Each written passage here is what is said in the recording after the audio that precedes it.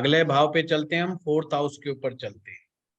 चलो चौथे भाव को अगर हम देखें, फोर्थ हाउस, फोर्थ हाउस आपका अपना वह स्थान जहां पर आप रहते हो, यानी कि आपका अपना घर,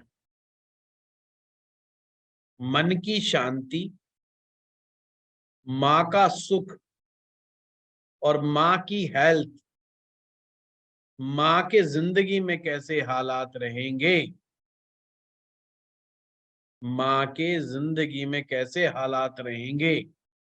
हालात से मतलब है माँ सुखी होगी कि माँ दुखी होगी, माँ को मानसिक प्रॉब्लम होगी या हेल्थ की प्रॉब्लम होगी, ये सब फोर्थ हाउस से ही पता लगता है। मन की खुशी, गृहस्थ जीवन कैसा होगा, बड़ी इंपॉर्टेंट बात। ये बात वैदिक में नहीं बताई जाती, इनडायरेक्टली बताई जाती है, वैदिक में डायरेक्टली नहीं बताई जाती। लाल किताब में डायरेक्ट कहा है, घर गृहस्थी का सुख ये फोर्थ हाउस डिसाइड करेगा।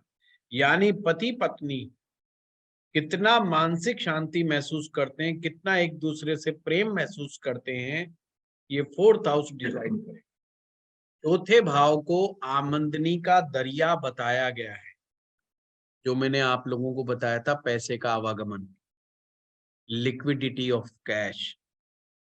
मैंने पिछली क्लास में आपको चौथे भाव में बताया था, जब बताया था नौवें का बादल नवम भाव से, यानी कि भाग्य रूपी बादल नौवें से उठता है, 10वें से जल भरता है, दूसरे घर के पहाड़ यानी दूसरे घर के पहाड़ से टकराता है और चौथे भाव में बरसता है, और वहां पर पानी यानी कि दरिया बहता है।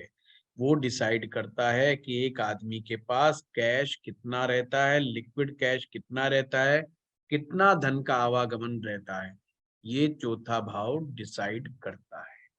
आपके घर में जहां जहां पानी के सोर्सेज हैं, नलका है, पानी की टंकी है, पानी से भरे हुए बर्तन हैं, ये सब के सब भी फोर्थ हाउस से ही डिसाइड होते हैं। इसीलिए वास्तु में कहा जाता है, अगर कोई नलका खुला रह जाए तो उसे वास्तु के हिसाब से अच्छा नहीं मानते। Wastage of water, wastage of जो वाटर होता है उसे वास्तु दोष माना जाता है, और वो हमारे कैश फ्लो के ऊपर इफेक्ट डालता है। कुछ लोग पानी को वैसे ही बर्बाद करते रहते हैं, तो पानी को बर्बाद नहीं करना है, पानी को खराब भी नहीं करना है। कुछ गलत चीज मिला करके वैसे ही खराब करते रहते हैं, वो भी अलाउड नहीं है। घर के अंदर पशु भी फोर्थ हाउस से देखे जाते हैं। खास करके सफेद घोड़े का संबंध चौथे भाव से है, और घोड़ी का संबंध चंद्रमा से होता है। सफेद घोड़ा फोर्थ हाउस और घोड़ी चंद्रमा। तो कई लाल किताब की पुस्तकों में घोड़ी की सेवा लिखा है, या चंद्रमा का उपाय करने के लिए घोड़ी का दूध जमीन में दबाने की बात कही गई है, पर ये इजीली अवेलेबल नहीं है। तो लाल किताब में जो लिखा है, इसलिए सिर्फ बता रहा हूं मैं आपको, तो आप मत बताना, वो बेचारा परेशान हो जाएगा कि घोड़ी का दूध कहाँ से लाऊंगा, पहले तो घोड़ी ढूंढो, फिर घोड़ी का दूध ढूंढो, तो वो बेचारा टेंशन में आ जाएगा। तो एक एस्ट्रोलॉजर को हमेशा रेमेडी ऐसी बतानी चाहिए जिससे सामने वाला टेंशन में ना आए। प्रैक्टिकल चीजों को बहुत देखना है। लक्ष्मी का स्थान, लाल किताब इसको चौथे भाव को लक्ष्मी का स्थान भी कहती है। अब उसको ये क्यों कहती है, उसके पीछे का कंसेप्ट समझिए। चौथे भाव का संबंध नॉर्थ ईस्ट कॉर्नर से है। आपके घर का जो नॉर्थ ईस्ट कॉर्नर है वो फोर्थ हाउस है। जब आप वास्तु देखते हैं ना, तो अपने घर का नॉर्थ ईस्ट देख लीजिए। अगर आपके घर का नॉर्थ ईस्ट में कोई गड़बड़ है, तो ये मान लेना कि कुंडली के चौथा भाव आपका गड़बड़ है। सिंपल, बहुत ही सिंपल है, तो पता चल जाएगा आपको। फोर्थ हाउस में गुरु ग्रह जब आता है तो गुरु उच्च के हो जाते हैं, और नॉर्थ ईस्ट डायरेक्शन जो है उस डायरेक्शन के स्वामी भी गुरु ही हैं। अब इनका कंसेप्ट क्या है, यदि किसी व्यक्ति की कुंडली के चौथे भाव में शुभ ग्रह बैठे हों तो उन्हें अपनी तिजोरी नॉर्थ ईस्ट कॉर्नर में बनानी चाहिए। देखा, बड़ा अच्छा कंसेप्ट है ये।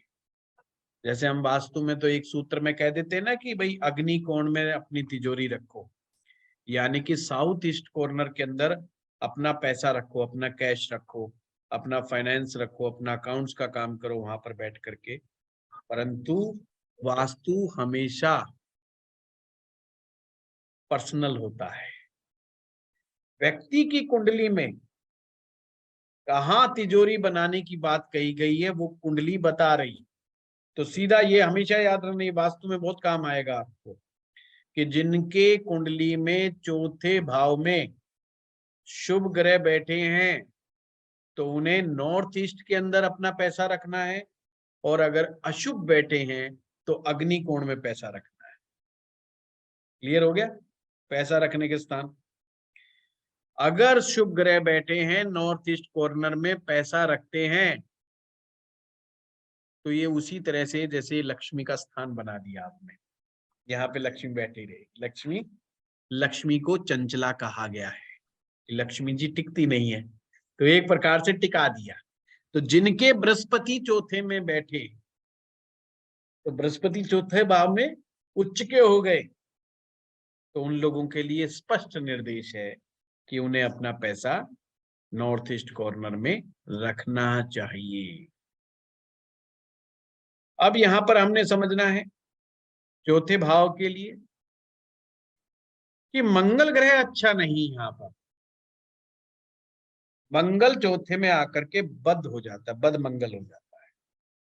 शुक्र भी अच्छा नहीं है और केतु भी अच्छा नहीं। ये तीन ग्रह याद रखिए, मंगल, शुक्र और केतु, ये तीन ग्रह ऐसे हैं जो चौथे भाव में अच्छे नहीं होते। अब समझने वाली बात क्या है कि जिन लोगों के शुक्र चौथे में बैठा है, तो अभी क्या बताया कि शुक्र चौथे में बैठे, तो शुक्र तो शुभ ग्रह हो गया, तो शुभ ग्रह वाले को अपना पैसा कहाँ रखना चाहिए? नॉर्थ ईस्ट में रखना चाहिए। बहुत सिंपल है। पर क्या शुक्र चौथे में अच्छा माना जाएगा? तो लाल किताब कहती है बिल्कुल नहीं अच्छा माना जाएगा। ये मानसिक शांति के लिए अच्छा नहीं होता।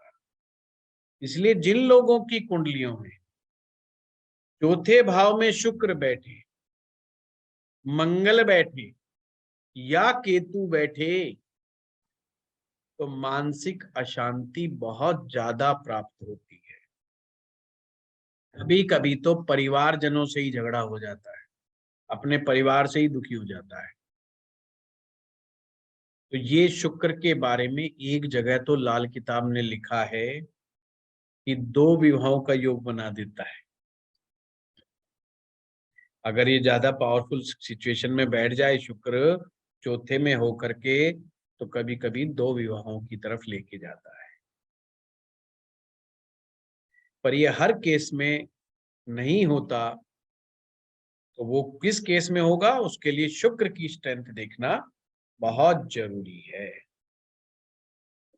फिर भी मानसिक अशांति को हम मान सकते हैं। अब कमाल की बात एक यहां पर अलग है, क्या है? जो राहु और शनि ग्रह के लिए कही गई है कि राहु ग्रह और शनि ग्रह ये कसम खा के बैठे हुए हैं कि इनके रिजल्ट को डिस्टर्ब नहीं करेंगे। इसके रिजल्ट को, फोर्थ हाउस के रिजल्ट। जैसे फोर्थ हाउस में क्या है? फोर्थ हाउस में अपना मकान है, मकान में रखे हुए सुख समृद्धि के सामान, मकान में रखे हुए सुख समृद्धि के सामान, ये सब चौथे भाव से डिसाइड करता है। अगर कुंडली में चौथे भाव में राहु बैठा है, शनि बैठा है, या दोनों बैठ गए, तो भाई घर भी हो सकता है बड़ा हो, एक से ज्यादा घर होंगे, और सामान भी लग्जरी वाला खूब होगा। तो बस ये इस मुगालते में मत रह जाना कि साहब ये गड़बड़ हो गई, कि राहु बैठ गया, पाप ग्रह बैठ गया या शनि बैठ गया। तो ऐसा नहीं है, बल्कि मल्टीपल सोर्स ऑफ इनकम बना देंगे, क्योंकि आमदनी का दरिया चौथे भाव में है। और यहाँ पर राहु और शनि तो पाप ना करने की कसम खा के बैठे, यानी उन्होंने कसम खाई है। और कसम किसको मान करके खाई है? चंद्रमा को की उपस्थिति में, कि हम चौथे में जाएंगे तो हम पाप नहीं करेंगे, अर्थात जिंदगी में बहुत भी गड़बड़ नहीं करेंगे। क्योंकि राहु और शनि ये दो ग्रह भी पापक होते हुए भी माँ के साथ संबंध खराब नहीं करते, यानी कि माँ को तंग नहीं करते, माँ को दुखी नहीं करते, यानी कि वो भी माँ की इज्जत करते हैं। अब मैं ये बता रहा हूं, राहु और शनि अगर चौथे में आए तो उसकी बात चल रही है। ये मत समझ लेना कि मैंने कहा कि राहु और चंद्रमा एक साथ हो तो कि राहु अब जो है माँ को तंग नहीं करेगा, वो वाली बात नहीं है, चौथे में आने की बात है। जिनकी भी राहु चौथे में हो, शनि चौथे में हो, उनको मेटेरियलिस्टिक सुख बहुत मिलता है। मेटेरियलिस्टिक सुख होता है जमीन जायदाद, लग्जरी का, मकान का, वाहन का सुख, ये बहुत होता है। अब प्रश्न ये उठता है, क्या ये मेंटली भी परेशान होते हैं? क्योंकि अभी तो हमने कहा कि भाई ये तो पाप करेंगे नहीं चौथे में, पर देखने में आता है जिनके राहु या शनि चौथे में होता है वो मेंटली बहुत परेशान होते हैं, मानसिक कष्ट में होते हैं, उनकी मदर को हेल्थ सिचुएशन होती है। तो ये बात कहाँ से पता चलेगी? तो आगे कुंडली कहती है ये चंद्रमा डिसाइड करेगा, ये चंद्रमा डिसाइड करेगा। अर्थात चंद्रमा यदि पाप प्रभाव में होगा, कमजोर होगा, तो उनको कष्ट होगा। अन्यथा माँ की आयु उम्दा होगी, अर्थात माँ की आयु लंबी होगी। और चंद्रमा पीड़ित है तो माँ कष्ट में होगी। आयु तो लंबी होगी, मान लीजिए किसी के चौथे भाव में राहु बैठ गया पर चंद्रमा पीड़ित है, तो हम कह सकते हैं माँ की आयु तो लंबी है परंतु वो पीड़ित है। पीड़ित का मतलब उसको हेल्थ की सिचुएशन, मेंटल हेल्थ की सिचुएशन रहेगी। अगर चौथे भाव में मंगल बैठा हो तो मामा की मृत्यु या मृत्यु तुल्य कष्ट रहेगा। मामा को कष्ट। तो चौथे भाव का मंगल मामा के लिए अच्छा नहीं होता है, हो सकता है कि उनके आर्थिक हालात भी खराब हो जाएं, तो वो चीज बहुत अच्छी नहीं मानी जाती। अगर हम शारीरिक अंगों की बात करें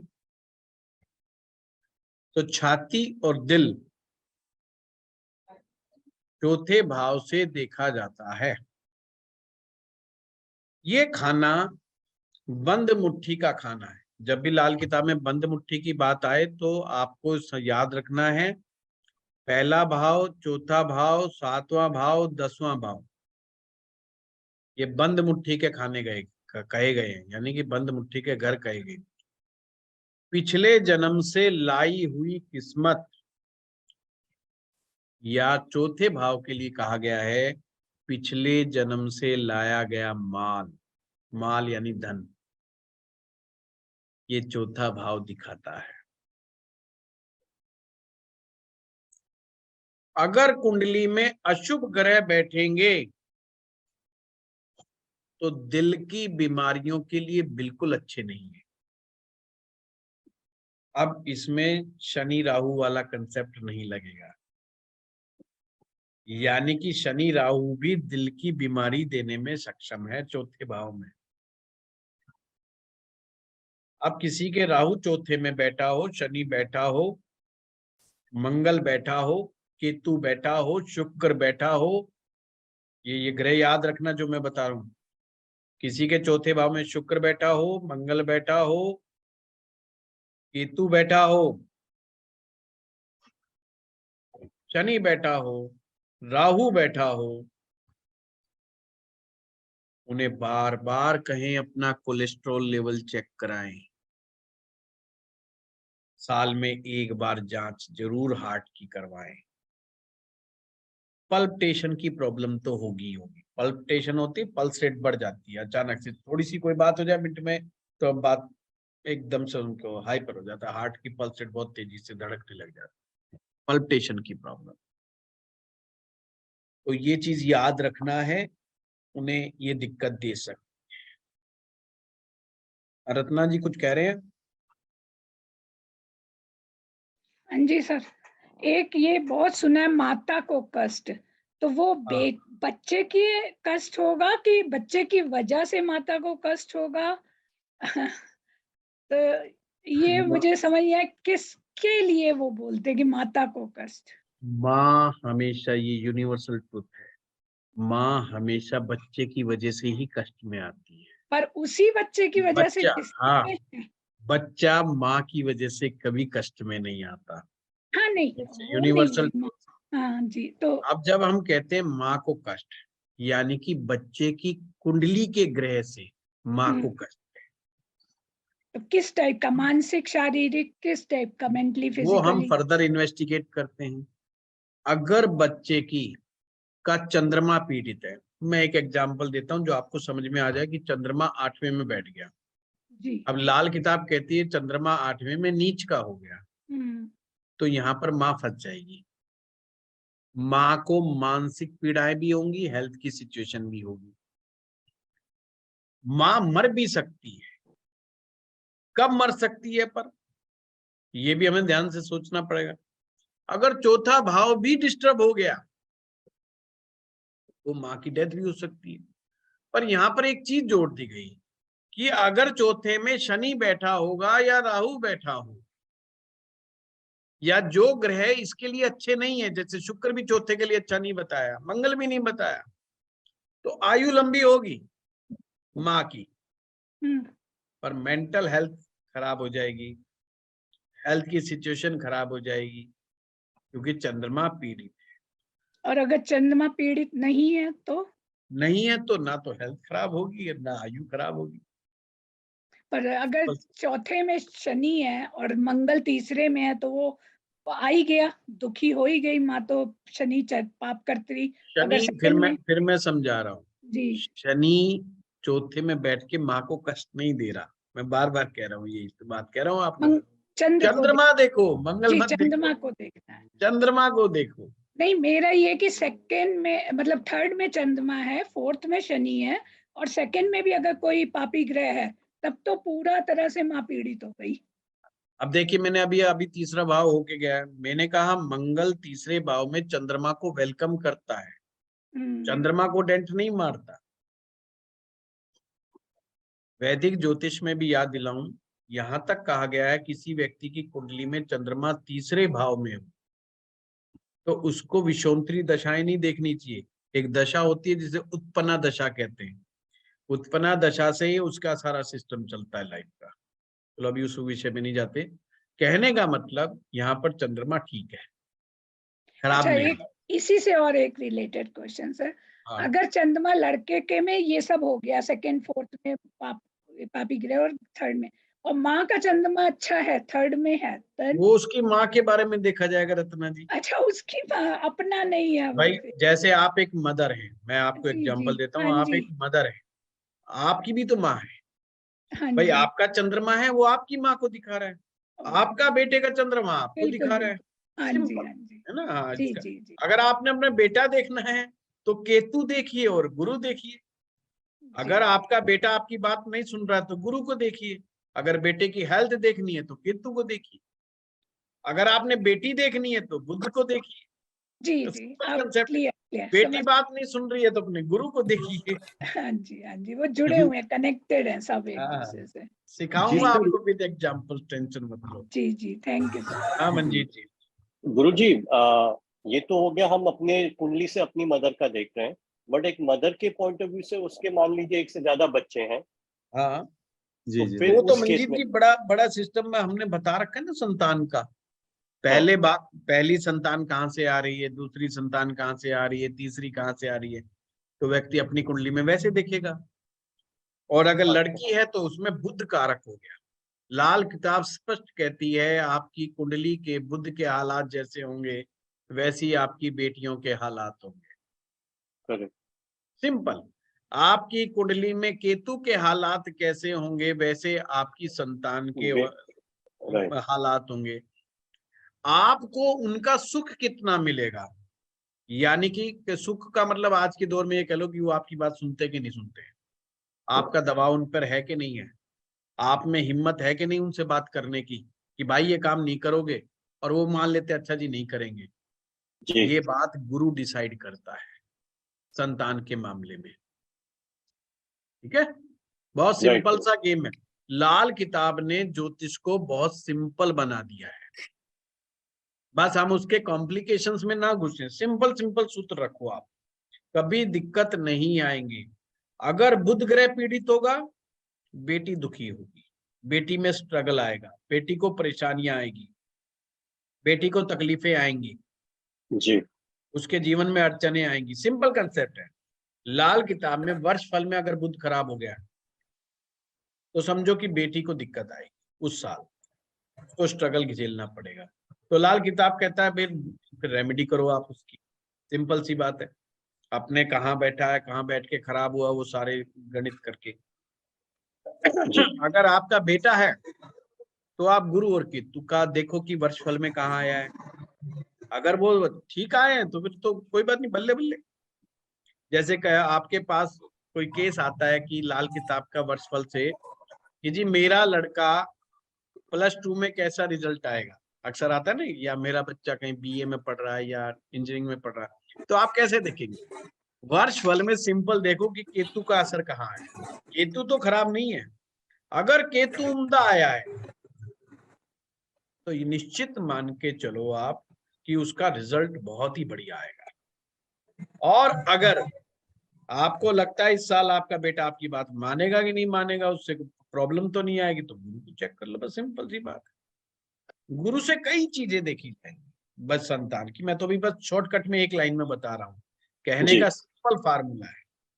तो ज्योतिष को बहुत ही सिंप्लीफाइड वे में लिखा गया लाल किताब। लाल किताब पढ़ने का सबसे उम्दा फायदा ये है कि हमें ज्योतिष की बहुत ज्यादा गहराई वाली कॉम्प्लिकेशंस में जाने की आवश्यकता नहीं पड़ती है। कुछ सटीक फार्मूले हाथ में लेकर के वहीं से एक आइडिया लग जाता है, और ऊपर से लक्षण तो मैंने बताता ही हूँ हर चीज के, तो उसको पकड़ लो तो उसी से पता चल जाता है। जी जी, थैंक यू। हाँ विशाल जी। ये गुरुजी शुक्र 4th हाउस में बोले अच्छा नहीं होता है, लेकिन शुक्र तो दिग्बल ही होता है 4th हाउस में। हाँ वो वैदिक का कंसेप्ट है ना विशाल जी। हाँ, वो वैदिक का कंसेप्ट है। अभी तो मैं आपको जब कराऊंगा कि जैसे शुक्र पहले में कैसा होगा, दूसरे में कैसा होगा, तीसरे में कैसा होगा, तो हम मैं डिटेल में स्टडी कराऊंगा वहां, इसीलिए तो ये इस बड़ा तरह कोर्स तो रखा है मैंने। कंफ्यूजन हो गया ना कि एक तरफ वैदिक बोलता है कि दिग्बल ही होता है और दूसरा तरफ रिजल्ट वही आएगा विशाल जी, ये भी वही निकाल करके आएगा, मैंने जैसे समझाया है। बस क्या है कि कुछ चीजों को याद रखना आसान हो जाता है ना, तो बस ये याद रखने के लिए बहुत आसान है हमारे पास, तो कंफ्यूज नहीं होने दूंगा, उसकी चिंता ना करो। अभी मैं भाव के प्रोस्पेक्टिव से समझा रहा हूं, फिर मैं ग्रह के प्रोस्पेक्टिव से भी समझाऊंगा। पीछे हमने जो कोर्स किया था उसने हमने एक एक भाव को नहीं किया था, सीधा ग्रह को हमने एनालाइज किया था। मैं अब डिटेल से कराऊंगा ताकि आपकी जो भी कोई भी इंक्वायरी जो है रह ना जाए, आपकी कोई भी आपका क्यूरियोसिटी है आपको किसी बात को लेके वो पूरी क्लियर हो। ठीक है, चलिए पंचम भाव करते हैं फटाफट। सर 4th भाव में मरकरी कैसा रहेगा? मरकरी की प्लेसिंग अच्छी है? आप बताइए। मरकरी तो ये चंद्रमा का भाव है, यस, ये चंद्रमा के भाव में का मरकरी की भाव तो अच्छी है। प्लेसिंग है। हाँ अच्छी ब्लेसिंग है, तो चंद्रमा शुभ है, नहीं सॉरी बुध जो है शुभ है, तो ये मिक्स रिजल्ट देता है। लाल किताब कहती है कि बुध चौथे तो मिक्स रिजल्ट देता है। सर डिटेल में कराऊंगा आप लोगों को, जब एक एक ग्रह को पकड़ूंगा ना कि जैसे सूर्य पहले में कैसा होगा, सेकंड में कैसा होगा, जब वहां डिटेलिंग आएगी। अभी सिर्फ मैं भाव करवा रहा हूँ। लोहार शब्द मैंने इसलिए इस्तेमाल किया, मैं मैकेनिकल इंजीनियर हूँ और हमारे सीनियर लोग जो होते थे वो मैकेनिकल इंजीनियर वालों को लोहार कहते थे कि लोहा पीटना पड़ता है, मशीन पीटनी पड़ती है। तो मुझे लोहार शब्द याद है। तो कहते थे इनकी वर्कशॉप में ठक ठक ठक ठक मशीनें चलती रहती, सारी बेकार बेकार है। चलिए